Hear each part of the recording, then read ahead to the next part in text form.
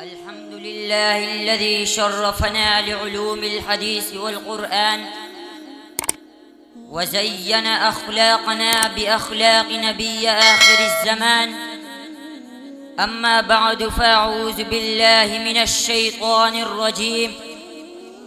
بسم الله الرحمن الرحيم. وعلم آدم الأسماء كلها. صدق الله العظيم. وقال النبي صلى الله عليه وسلم: العلم نور، أو كما قال عليه الصلاة والسلام. رضينا قسمة الجبار فينا، لنا علم وللجهال مال، فإن المال يفنى عن قريب وإن العلم يبقى لا يزال. آج کے اس پروقار محفل میں بندہ جس موضوع کو تخیلات کی وادی سے نکال کر لفظوں کا جامہ پہنا کر آپ کے ذہنوں میں اتار کر دل کی بنجر زمین کو سیراب کرنا چاہتا ہے، وہ ہے دینی مدارس کی ضرورت، اہمیت اور کردار. سامعین اسی قدر اس امت کی رہبری اور رہنمائی کے لیے جو پہلا مدرسہ قائم ہوا وہ غار حرا تھا، جس کے معلم اول رب کائنات، متعلم اول رحمت کائنات، واسطے اول جبرائیل امین، کتاب اول قرآن کریم اور مخاطبین اولین صحابہ کرام کی جماعت تھی. سامعین گرامی، لوگوں کا عام خیال یہ ہے کہ مدرسہ ایک مخصوص چار دیواری کا نام ہے، مدرسہ ایک شاندار عمارت کا نام ہے، مدرسہ پرکش عمارت کا نام ہے.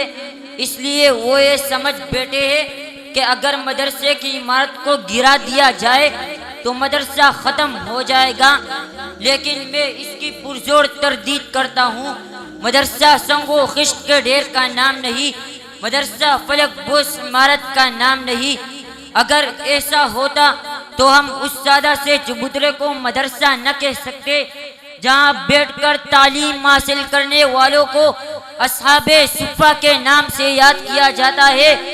اگر ایسا ہوتا تو دیوبند میں واقع انار کے درخت کے سائے کو مدرسہ نہ کہتے، جہاں محمود نامی استاد نے محمود نامی شاگرد کو تعلیم دے کر ہزاروں مدرسوں کی بنیاد رکھی.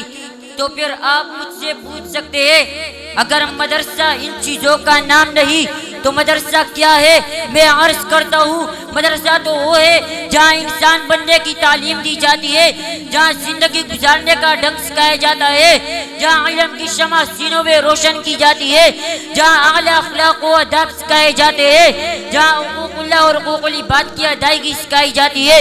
تو مجھے کہنے دیجئے، یہ علم و ہنر کا گہوارہ تاریخ کا وہ شہپارہ ہے. ہر پھول یہاں ایک شعلہ ہے، ہر فرد یہاں مینارہ ہے. کوثار یہاں دب جاتے ہیں، طوفان یہاں رک جاتے ہیں، اس کاخ فقیری کے آگے شاہوں کے محل جھک جاتے ہیں. سامعین محترم، دور حاضر میں ان دینی مدارس کا جائزہ لیتے ہیں تو فوراً ذہن کی گلیوں میں یہ سوال گردش کرنا شروع کر دیتا ہے کہ ان دینی مدارس کا کیا کردار ہے. اگر آج یہ دینی مدارس نہ ہوتے تو رب کی توحید بتانے والا کوئی نہ ہوتا. اگر یہ دینی مدارس نہ ہوتے تو دعوت و تبلیغ کی محنت کرنے والا کوئی نہ ہوتا. اگر یہ دینی مدارس نہ ہوتے تو حقوق والدین بتانے والا کوئی نہ ہوتا، حقوق زوجین بتانے والا کوئی نہ ہوتا، جنازہ پڑھانے والا کوئی نہ ہوتا، خانقاہوں میں اللہ اللہ کہنے والا کوئی نہ ہوتا. اگر یہ دینی مدارس نہ ہوتے تو قومی اسمبلی میں ناموس رسالت اور ناموس صحابہ کی لڑائی لڑنے والا کوئی نہ ہوتا.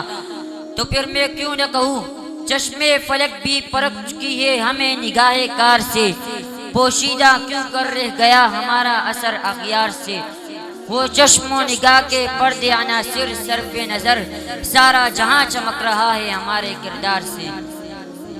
سامعین محترم، مفکر پاکستان، شاعر مشرق علامہ محمد اقبال، جن کی زندگی اکثر و بیشتر حصہ کالجوں اور یونیورسٹیوں میں گزری، ان کی قلندرانہ نگاہ کتنی دورست اور حقیقت شناس تھی.